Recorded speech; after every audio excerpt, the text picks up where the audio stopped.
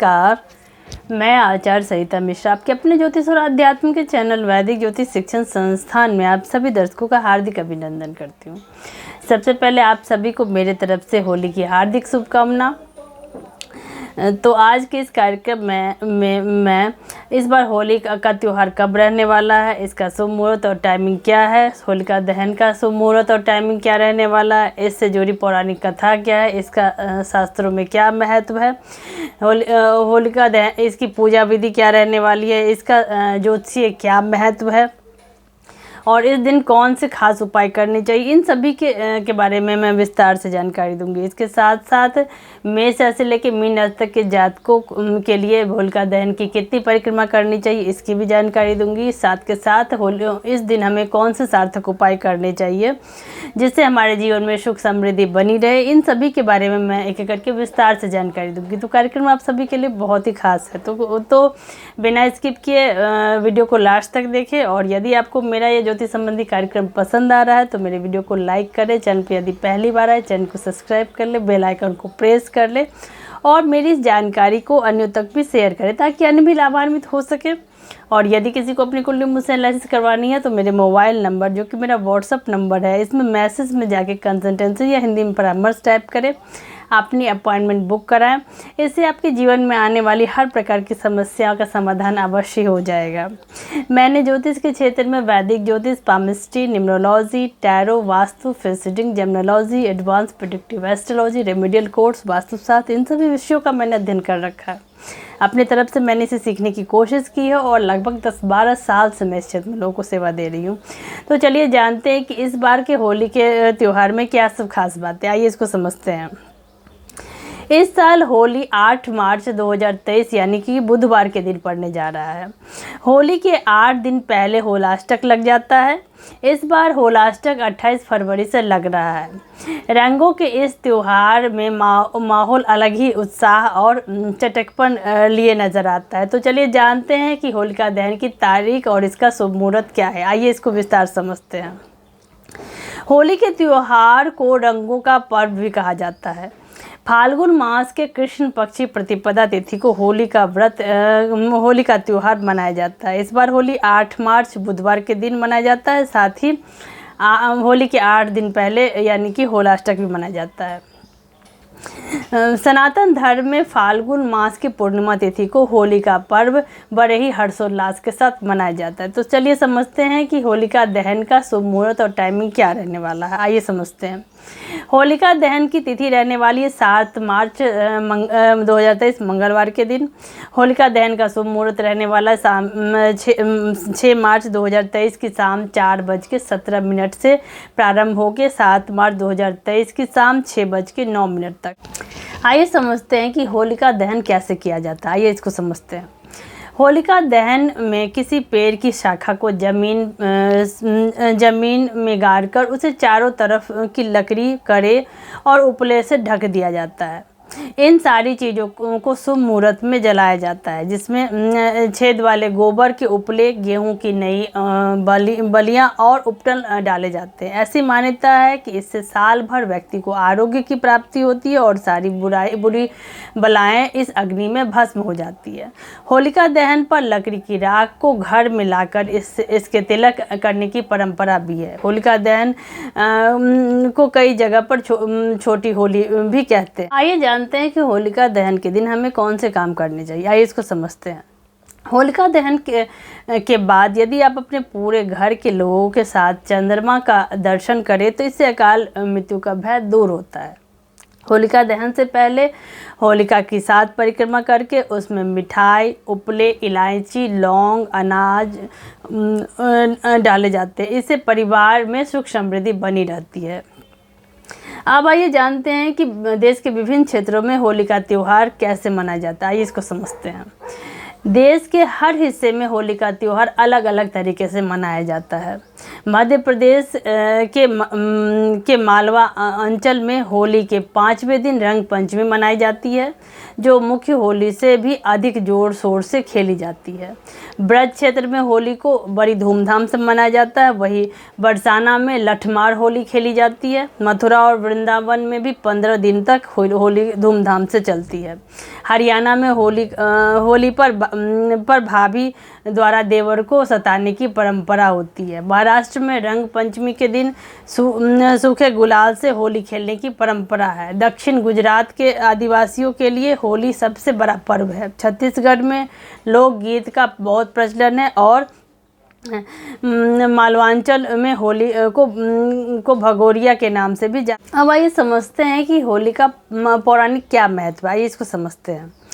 फाल्गुन मास की पूर्णिमा को बुराई पर अच्छाई की जीत को याद करते हुए होलिका दहन किया जाता है। कथा के अनुसार असुर हिरण्यकश्यप का पुत्र प्रहलाद भगवान विष्णु के परम भक्त थे, लेकिन यह बात हिरण्यकश्यप को बिल्कुल अच्छी नहीं लगती थी। बालक प्रहलाद को भगवान की भक्ति से विमुख करने का कार्य उसने अपनी बहन होलिका को सौंपा, जिसके पास वरदान था कि अग्नि उसके शरीर को जला नहीं सकती है। महाराज प्रहलाद को मारने के उद्देश्य से होलिका उन्हें अपनी गोद में लेकर अग्नि में प्रविष्ट हो गई, लेकिन प्रहलाद की भक्ति के प्रताप से भगवान की कृपा के फलस्वरूप खुद होलिका भी आग में जल गई। अग्नि में प्रहलाद के शरीर को कोई नुकसान नहीं हुआ। तब से होली के पहले दिन होलिका दहन किया जाता है। होली का ज्योतिषीय क्या महत्व है, आइए इसको समझते हैं। वैदिक ज्योतिष के अनुसार ऐसा माना जाता है कि होली के दिन व्यक्ति हनुमान जी की पूजा करके नकारात्मक ऊर्जाओं से हमेशा के लिए छुटकारा पा सकता है। नकारात्मकता को दूर करने के लिए व्यक्ति को हनुमान मंदिर में जाकर गुड़ और काला धागा चढ़ाना चाहिए। इसके अलावा ओम हनुमते नमः मंत्र का जाप करते हुए काले धागे को धारण करना चाहिए। इससे नकारात्मक ऊर्जा का नाश होता है। यदि आप चाहें तो इस काले धागे को अपने घर के मुख्य द्वार पर भी लगा सकते हैं। इससे आपके आसपास की नकारात्मक ऊर्जाओं का नाश हो जाएगा।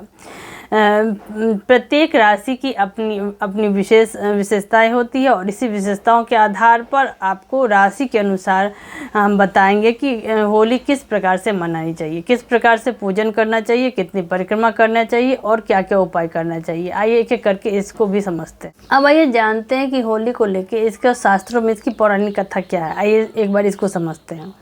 धार्मिक मान्यताओं के अनुसार भक्त प्रहलाद एक राक्षस परिवार में जन्मे थे, लेकिन भगवान विष्णु के सच्चे भक्त थे। प्रहलाद के पिता हिरण्यकश्यप को उनकी भक्ति से घृणा थी, इसलिए हिरण्यकश्यप ने उन्हें अनेकों कष्ट पहुँचाए तथा कई बार उन्हें मारने का प्रयास भी किया, लेकिन हर बार हिरण्यकश्यप को असफलता ही प्राप्त हुई। फिर प्रहलाद ने अपनी बहन होलिका को भक्त प्रहलाद को मारने की जिम्मेदारी दी। चूँकि होलिका को वरदान था, एक ऐसा वरदान वस्त्र मिला था जिस पर अग्नि का कोई असर नहीं होता था। अपने भाई की आज्ञा का पालन करते हुए होलिका का वस्त्र पहनकर भक्त प्रहलाद को गोद में लेकर आग में बैठ गई। कुछ समय बाद होलिका जलाई गई, लेकिन भक्त प्रहलाद को कुछ भी नहीं हुआ और यही उनकी विष्णु भक्ति का परिणाम था। इसी प्रथा के चलते लोग हर साल होलिका दहन करते हैं। होली से जुड़ी एक अन्य पौराणिक कथा है कि जो ब्रज के आसपास के क्षेत्रों में विशेष रूप से महत्व रखती है। इस क्षेत्र में होली को रंग पंचमी के नाम से भी जाना जाता है। इस दिन राधा कृष्ण के दिव्य प्रेम के जश्न के रूप में मनाया जाता है।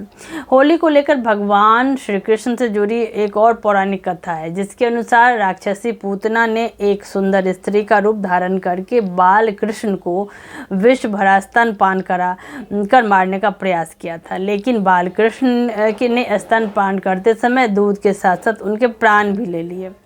जहर के से भरा स्तनपान करने के बाद भगवान श्री कृष्ण का रंग गहरा हो गया था। इस कारण लोग अपने चेहरे पर अलग अलग रंग लगाते हैं। होली के दिन ब्रज के क्षेत्र में लोग लठमार होली मनाते हैं, जिससे घर की महिला अपने पतियों को उनके शरारती व्यवहार के लिए जमकर पीटती। होलिका दहन को लेके अन्य महत्वपूर्ण जानकारी क्या है, आइए इसको समझते हैं। फाल्गुन मास की पूर्णिमा के दिन यानी कि होली के एक रात पहले होलिका दहन किया जाता है। इस दिन लोग लकड़ियों का एक अलाव बनाते हैं जो उस चिता को दर्शाता है जिस पर भक्त प्रहलाद होलिका की गोद में बैठे थे और भगवान विष्णु के कारण बिना किसी नुकसान के बच निकले थे।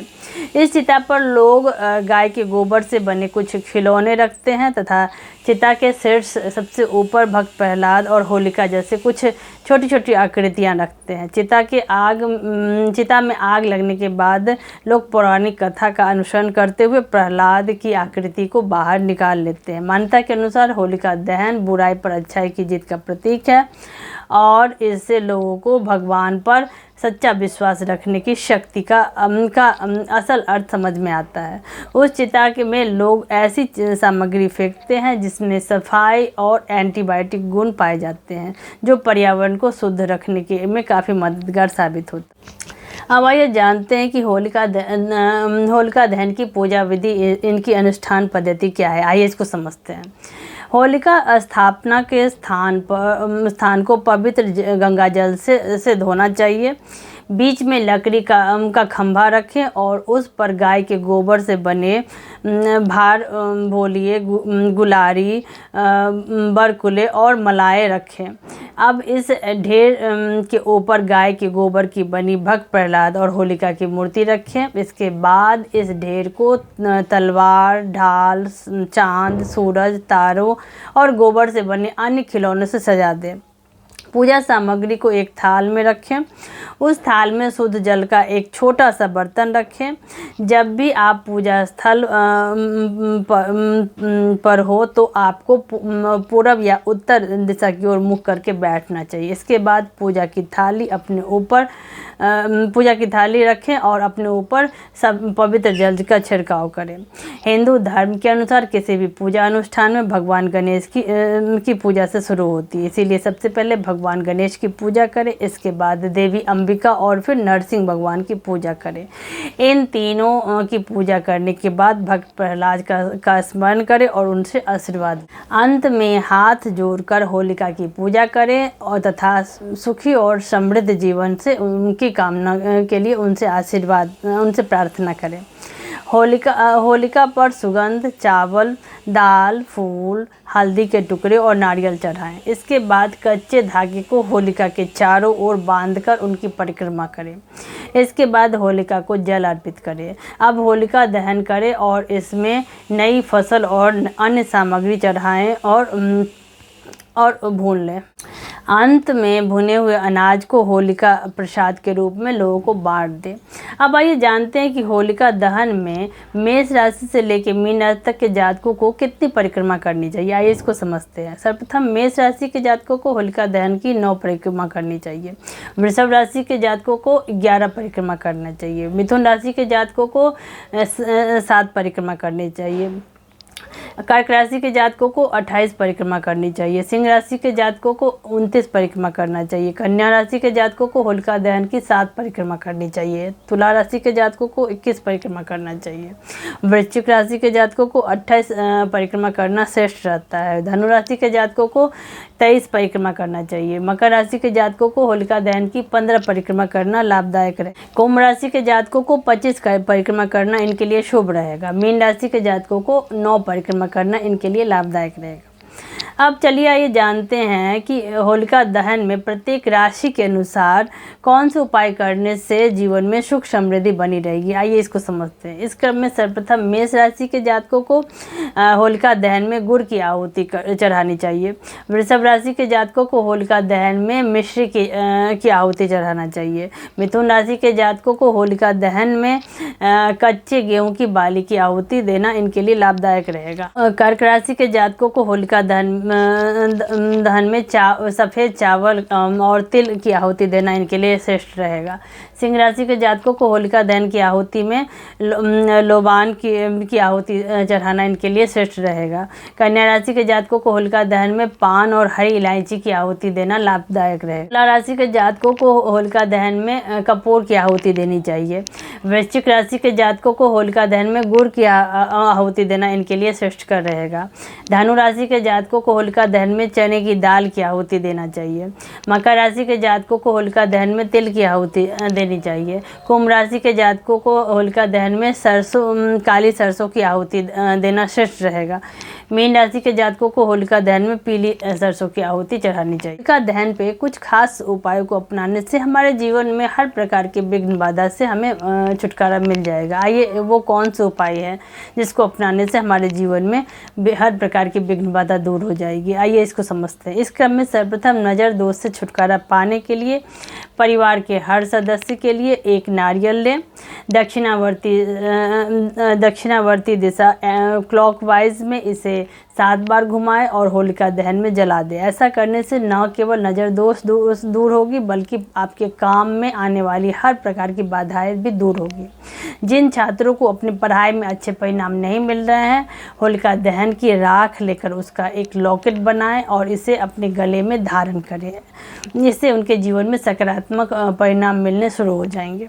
होलिका दहन की राख को तिलक के रूप में लगाना चाहिए। इससे समृद्धि आती है और आपको इससे आपकी आकर्षण शक्ति बढ़ जाती है। इसके अलावा वही राख एक पीले कपड़े में बांध कर रख दें जहां पर आप अपना पैसा रखते हैं। इससे आपके जीवन में आर्थिक समस्या से आपको संघर्षों से जूझना नहीं पड़ेगा। अपने हाथ में 7 गोमती चक्र लेकर अपने इष्ट देवता के मंत्र का 108 बार जाप करना चाहिए। फिर इसे होलिका में पर्याप्त रूप से जला देना चाहिए। जिन विवाहित लोगों के बीच में अक्सर झगड़ा या बहस होता रहता है, उन्हें गोमती चक्र को भगवान शिव और माता पार्वती को एक साथ अर्पित करना चाहिए। इससे रिश्ते में मधुरता बनी रहेगी और संबंधों में सामंजस्य बना रहेगा, प्रेम बना रहेगा। तो इसी के साथ ईश्वर का आशीर्वाद ऐसे ही हम सभी के ऊपर बना रहे। आप सभी मेरे कार्यक्रम से ज़्यादा से ज़्यादा जुड़े। मैं समय समय पर आप सभी के लिए ऐसी नॉलेजेबल वीडियोज़ लाती रहूँगी। धन्यवाद।